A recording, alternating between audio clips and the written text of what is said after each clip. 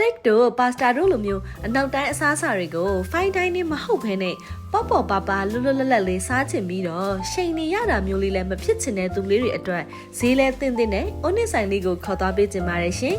anniversary တို့မွေးနေ့တို့ကိုချစ်ရတဲ့သူတွေနဲ့အတူဝိုင်လေးတောက်ပြီးတော့ steak လေးစားရင်းနဲ့ဖြတ်တန်းခြင်းနဲ့ဈေးလဲအများကြီးကျသွားမှာဆိုရင်တော့ဒီ online ဆိုင်လေးကတော့အသင့်တော်ဆုံးပါပဲရှင်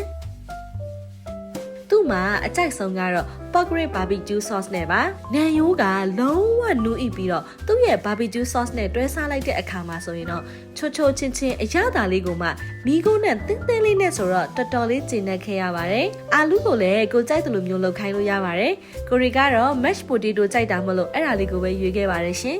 နောက်တစ်မျိုးကတော့ pasta ပါအီစိမ့်စိမ့်လေးမစားချင်နေတာနဲ့ချင်ဆက်အရသာလေးနဲ့ hot chili ကို spaghetti လေးနဲ့မှာစားဖြစ်ခဲ့ပါတယ်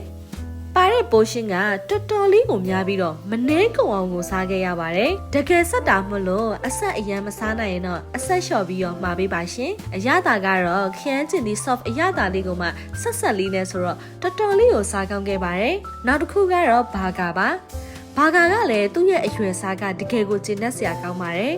အရသာပိုင်းမှာတော့ထိမိကွေလေးနည်းနည်းလေးမဖြစ်ခဲ့ရပါဘူး။ဘာလို့လဲဆိုရင်တော့ကိုရီက cheese များများနဲ့ soft ရွှဲရွှဲလေးကိုမျှော်လင့်ခဲ့လို့လည်းပါမယ်ထင်ပါတယ်။ဘာဂါကတော့ဒီမှာတိတ်ပြီးတော့အကြိုက်မတွေ့ခဲ့ပါဘူးရှင်။သူ့မှာကတောက်စရာဆိုရင်အေးတွေ coffee တွေအပြင်ဝိုင်းဆိုရင်လည်းတစ်ခွက်ချင်းရောင်းတာမလို့တပလင်းလုံးဖောက်စရာမလိုတာကြောင့်အဆင်ပြေပါတယ်။ white wine ရော red wine ရောရနိုင်တာမလို့စိတ်ကြိုက်ရွေးနိုင်ပါတယ်ရှင်။ဘီယာလည်းရတာမလို့အေးစင်လေး stick လေးစားပြီးချေးချင်တဲ့သူလေးတွေအတွက်ဥနစ်လေးကိုညွှန်ပေးလိုက်ရပါတယ်ရှင်။ကြည့်ရှုအားပေးခဲ့တဲ့အတွက်ကျေးဇူးအထူးပင်တင်ရှိပါတယ်ရှင်။